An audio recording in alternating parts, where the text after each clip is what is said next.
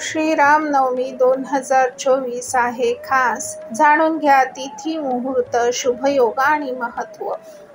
जय श्रीराम. श्रीरामनवमी यावर्षी 17 एप्रिल 2024 ला आलेली आहे. तर या व्हिडिओमध्ये आपण जाणून घेऊया शुभ मुहूर्त, तिथी, शुभयोग आणि महत्त्व. महिन्याच्या शुक्ल पक्षाच्या नवमी तिथीला विष्णू यांनी श्रीरामांच्या रूपात जन्म घेतला होता. या तिथीला श्रीरामनवमी असे म्हटले जाते. हिंदू धर्मात रामनवमीला विशेष महत्त्व आहे. हिंदू धर्मात देवी देवतांची विशेष आराधना करण्यात येते. हिंदू धर्मानुसार चैत्र महिन्यातील शुक्ल पक्षाच्या 9व्या तिथीला भगवान विष्णू यांनी मानव अवतार घेतला. त्या तिथीला अतिशय महत्त्व आहे. विष्णू यांनी श्रीराम यांच्या रूपात अभिजित मुहूर्त आणि कर्क राशीत दुपारी जन्म घेतला.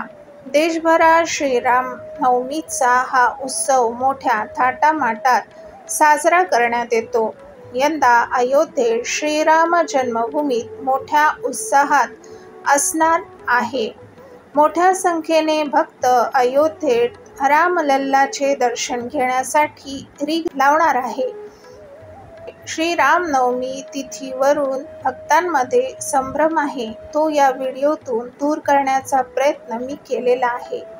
श्रीरामनवमी 2024 तिथी चैत्र महिन्याच्या शुक्ल पक्षातील नवमी तिथी मंगळवार 16 एप्रिल दुपारी 1:23 पासून दुसऱ्या दिवशी 17 एप्रिलला दुपारी 3:15 पर्यंत आहे. हिंदू धर्मात उदय तिथीनुसार सण उत्सव साजरे करण्यात येतात. त्यानुसार उदय तिथीनुसार 17 एप्रिल 2024 बुधवार श्रीरामनवमी साजरी करण्यात येणार आहे. श्रीरामनवमी 2024 शुभ मुहूर्त. श्रीरामनवमीला घरोघरी श्रीरामांची पूजा करण्यात येणार आहे.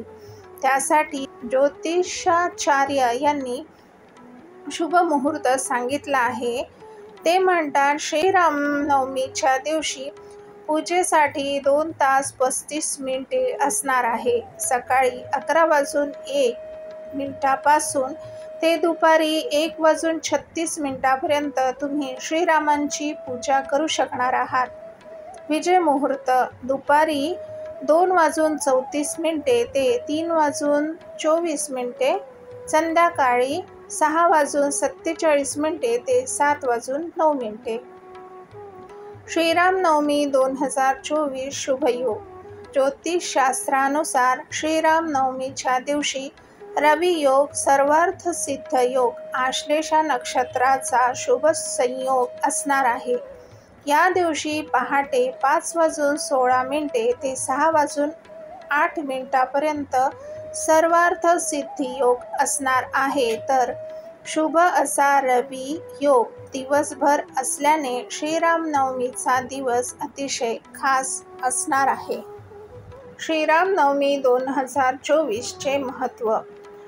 रामचरितमानसच्या बालकांडानुसार पुत्रप्राप्तीच्या इच्छेमुळे राजा दशरथाच्या आज्ञेवरून वसिष्ठजींनी शृंगी ऋषींना बोलवण्यात आले.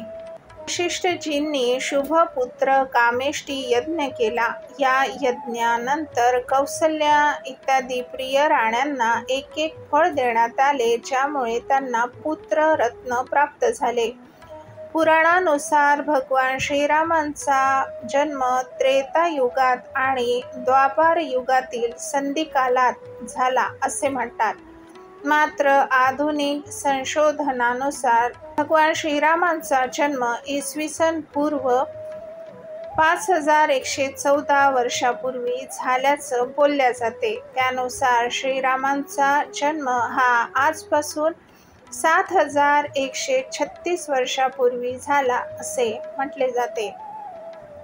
अशाच प्रकारचे वेगळी माहिती ऐकण्यासाठी माझ्या चॅनलला सबस्क्राईब करा, म्हणजे नवीन येणाऱ्या व्हिडिओचे अपडेट तुम्हाला लगेच मिळतील. धन्यवाद. नमस्कार.